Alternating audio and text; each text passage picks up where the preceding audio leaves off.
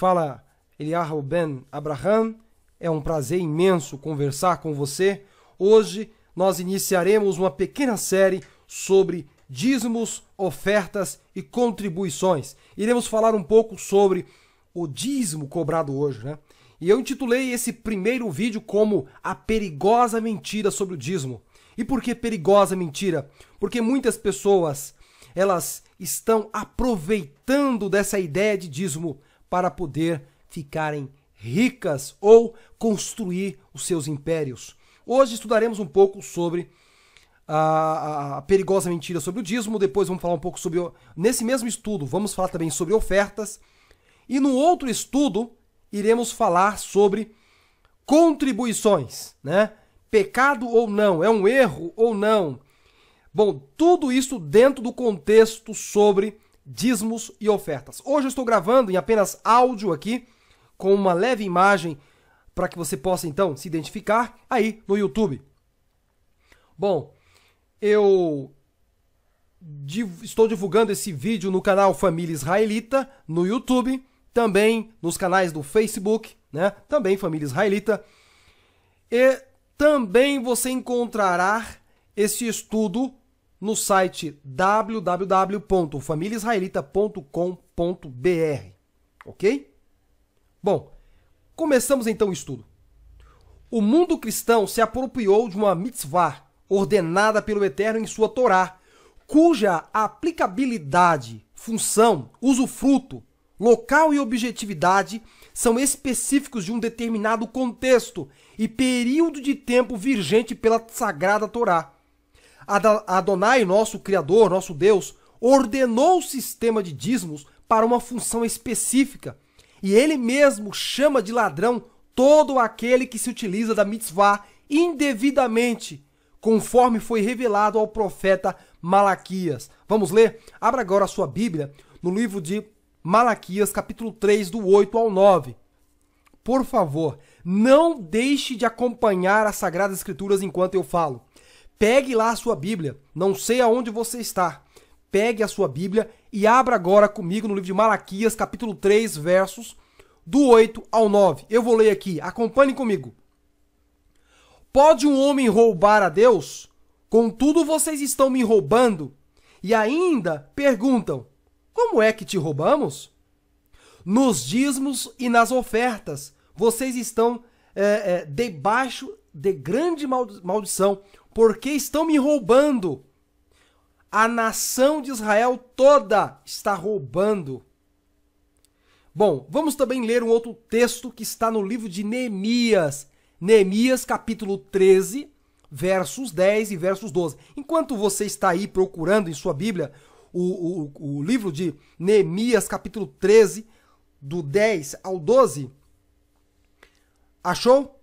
Parabéns. O Eterno te abençoe. Vamos ler então. Também fiquei sabendo que os levitas não tinham recebido a parte que lhes era devida, e que todos os levitas e cantores responsáveis pelo culto, né, pelo serviço de adoração, haviam voltado para as próprias terras. Por isso repreendi os oficiais e lhes perguntei, por que essa negligência com o templo de Deus? Então convoquei os levitas e os cantores e os coloquei em seus postos. E todo o povo de Judá trouxe os dízimos do trigo, do vinho, né, do vinho novo, do azeite, e ou seja, trouxeram aos depósitos. Livro de Neemias, capítulo 13, do 10 ao 12. Observe que o dízimo, ele tinha uma função específica, e veremos a seguir da seguinte forma. Quem tomasse posse desta mitzvah do dízimo, desviando-o para outras finalidades peculiares, estaria debaixo do quê? Isto mesmo, debaixo da maldição. Isso é as palavras do Eterno, ok? Então veja só, uma pessoa que pega o dízimo longe de sua finalidade. E qual é a finalidade? Lembra agora do que eu falei? A finalidade é levar os dízimos para quem? Para os levitas. para o lugar que o Eterno escolheu. Vamos lá. A palavra dízimo, ela aparece pela primeira vez no livro de Bereshit, Gênesis, capítulo 14, do versículo 18 ao versículo 20.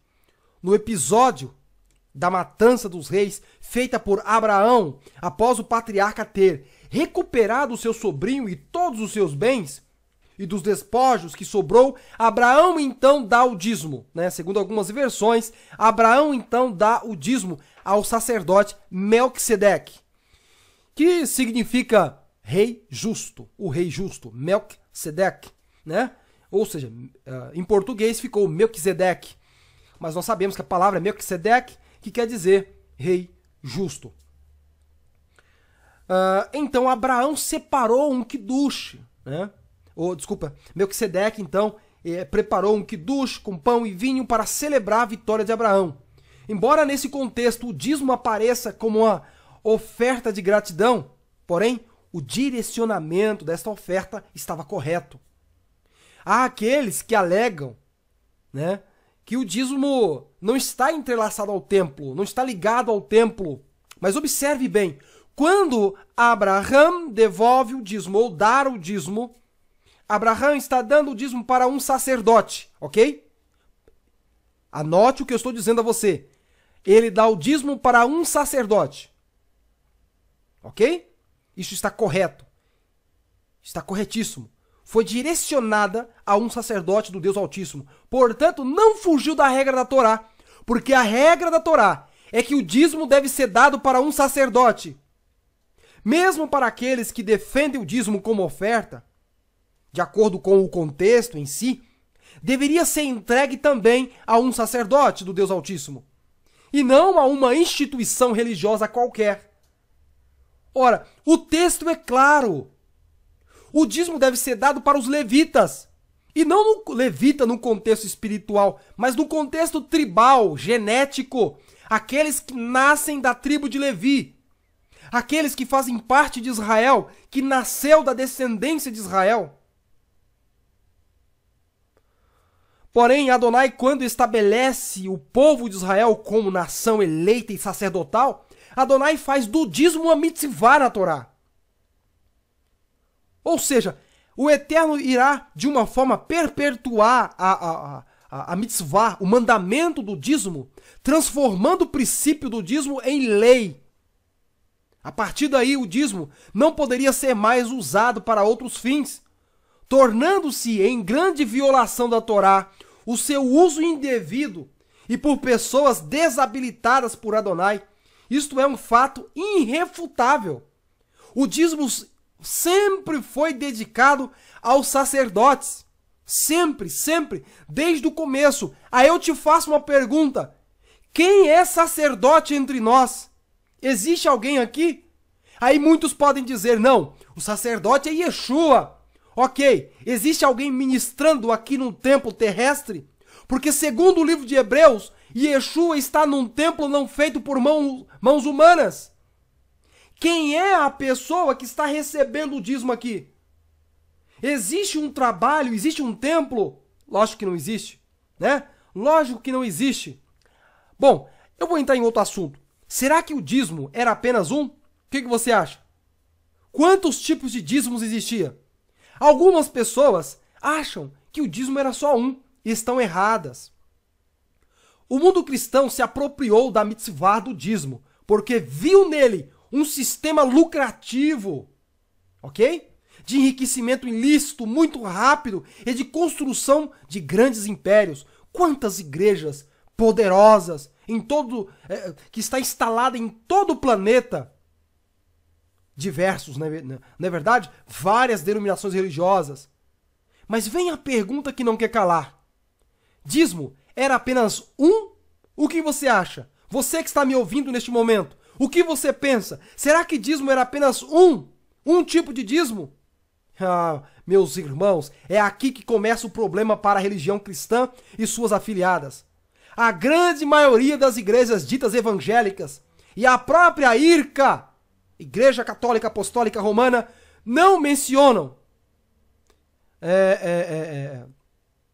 essas igrejas, né, elas não mencionam, mas no contexto do Beit Hamikdash, da casa do Eterno, foi ordenado pelo Eterno como mitzvah na Torá 3 tipos de dízimos. E não apenas um, como ensinam por aí. 3 tipos de dízimos como legislação vigente mencionadas na Torá. São este tipo de dízimo que eu vou passar para vocês. O primeiro dízimo, que é o dízimo sacerdotal, chamado de Maaser Rishon. Esse dízimo era para o sustento da obra do templo. O templo, não igrejas. Escute, aqui o contexto bíblico está falando de um templo. Um templo que o Eterno pediu para fazer. Ok? Não no contexto de igreja. Agora a pessoa abre a igreja e é um templo, e o pastor é o sacerdote. Não tem sentido nenhum. Tá? Não tem conexão com as Sagradas Escrituras. Bom, então vamos lá. O primeiro dízimo servia para o sustento do templo e seus respectivos representantes legais. Entre eles, sacerdotes e levitas. Você quer conferir? Abra no livro de Números, capítulo 18, versos 21. Anotou aí? Anote por enquanto, depois você vai abrir. Números, capítulo 18, versos 21 e Malaquias 3, versos 10. O primeiro dízimo, ele tinha a finalidade de sustentar o templo, os sacerdotes e os levitas. Essa era a finalidade do primeiro dízimo. Agora vamos para o segundo dízimo. O Maaser Sheni. O Maaser Sheni. Dízimo para o próprio dizimista. Ou seja, é quando você que está me ouvindo, você, isso mesmo, você que está me ouvindo, quando chegar as festas Yom Kippur, né? A festa de Yom Teruah, a festa das cabanas, das trombetas e etc. Quando chegar as festas, você vai separar um dízimo para poder ter condições de realizar a festa. Esse segundo dízimo é para a própria pessoa usar no contexto de santidade, no contexto espiritual. Ok? Esse é o segundo dízimo. Então, quando você for realizar as festas sagradas, as santas convocações descritas, anote aí, no livro de Levíticos, capítulo 23, do 1 ao 2, Deuteronômio, capítulo 14, do 22 ao 23. Anotou? Veja, esses livros vai falar que o segundo dízimo, que esse tipo de dízimo, é para que você possa utilizar nas festas. Vou dar um exemplo. Chegamos no mês de Persa. Você tem que comprar os preparativos para Persa. De onde vem o dinheiro? De um dízimo que você vai separar naquele mês, ok? O dízimo de tudo que você ganhou, de tudo que você juntou. Lembrando aí que no passado o dízimo representava então o que você colhia da lavoura, o que você tirava do campo, ok? Mas isso também não quer dizer que o dízimo não pode ser daquilo que você ganha. Então, quando chegar numa festa, uma festa de Persa, e você precisar comprar os pratos, precisar comprar utensílios, alimentos de Persa, você vai comprar com que dinheiro? Com o dinheiro do dízimo. Você vai separar um dízimo. Ok? Você anotou aí? Levíticos 23, do 1 ao 2, e Devarim, Deuteronômio 14, do 22 ao 23. Vamos então para o terceiro e último tipo de dízimo. O Maaser Ani. Que tipo de dízimo é esse? Esse dízimo era utilizado para o sustento dos pobres, os necessitados, menos favoráveis, os menos favorecidos, né? Os órfãos, viúvas, estrangeiros, pobres e etc. Quer comprovar isto? Livro de Deuteronômio, capítulo 26, do 12 ao 13. Abra aí. Abra e confira. Ou então anote e abra depois. Confira. Agora eu faço uma pergunta óbvia a todos vocês que estão me ouvindo neste momento. Qual das igrejas ditas evangélicas e católicas que reivindicam a cobrança de dízimos, né? Todas elas que reivindicam e cobram os dízimos. Será que você já ouviu alguma igreja aí praticar as 3 formas de dízimo? Já ouviu? Você já ouviu algum pastor te ensinar que você pode separar um dízimo, 10% no mês, para realizar uma festa sagrada? Já ouviu isso? Já ouviu o teu pastor dizer que existe um dízimo que você tem que separar para os pobres e que não precisa nem levar lá na igreja? A maioria, se não todos, ensinam que há um tipo de dízimo, o dízimo. E aí eles aplicam o dízimo sacerdotal, né? Porque eles não teriam uma outra aplicabilidade para esse dízimo. E eles vão dizer que a igreja é o templo. Ora, é feito sacrifício na igreja? Existe sacerdote levita? Existe. Quem são os levitas? Aqueles que cantam. Os cantores. Os cantores gospel. Esses são os levitas. E o pastor é o sacerdote. Que tremenda hipocrisia. Que tremenda falta de caráter a pessoa pegar um texto das Sagradas Escrituras e misturar outro para poder criar uma doutrina. Essas religiões cobradoras de dízimos pegam apenas o dízimo que lhe interessa, ou seja, o Maaser Rishon. E iludem seus adeptos dizendo que, como não existe mais templo lá em Jerusalém, suas ditas igrejas foram transformadas em santuários para Deus. Porém, Yud Revavirê foi muito específico. Os israelitas só deviam trazer os dízimos no local escolhido pelo Eterno, onde ali habitaria o seu nome, a saber, o templo de Jerusalém, o Beit Hamikdash. Bendito seja o Eterno, a casa da santidade. O Eterno diz que ele tem um lugar específico para levar os dízimos. Abra comigo agora, por favor, livro de Devarim, capítulo 12, dos 5, 6 e 11. Abra agora comigo. Livro de Devarim, capítulo 12, versos 5, 6 a 11. Vocês estão abrindo? Não? Pegue aí a Torá, pegue as Sagradas Escrituras, abra e acompanhe comigo o texto. Livro de Devarim, capítulo 12, versos 5, 6 e verso 7. Enquanto eles abrem aqui, vocês abrem aí também o texto da Torá. Eu falei várias vezes e vou repetir novamente. Deuteronômio 12, 5, 6 e 11. Vamos ler.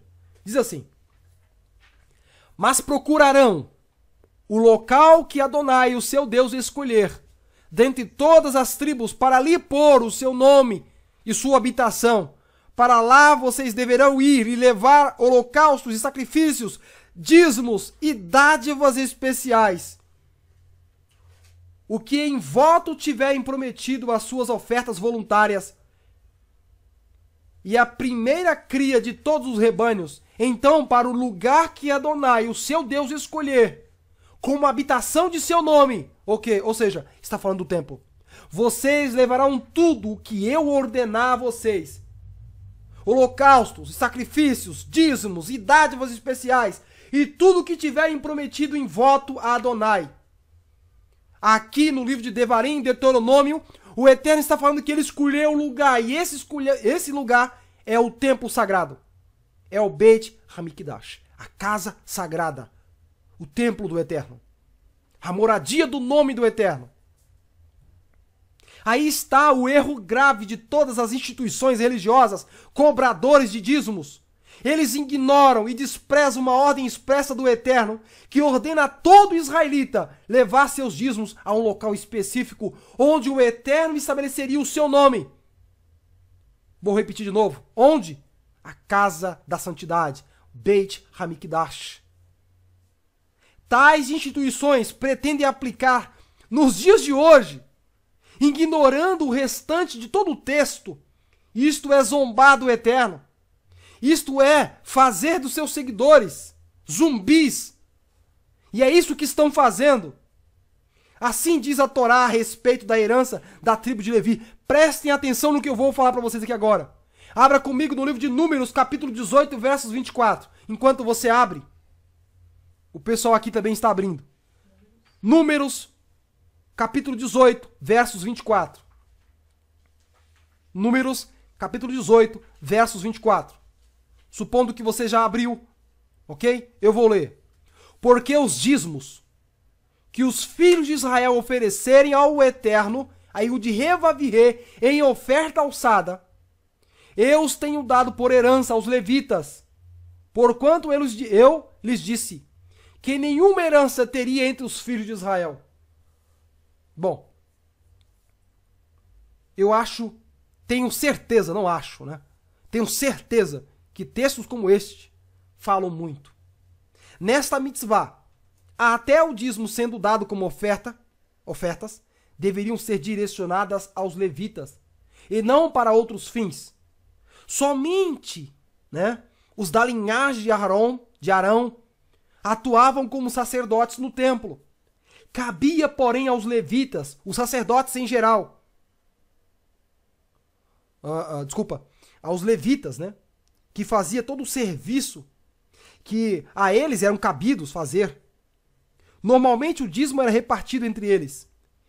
E o dízimo do dízimo, ou seja, a 10ª de tudo que eles recebiam, eles entregavam para quem? Para os sacerdotes, os Kohanim. E quando eles entregavam aos sacerdotes, eles entregavam aquilo para o Eterno. No mesmo livro de Números,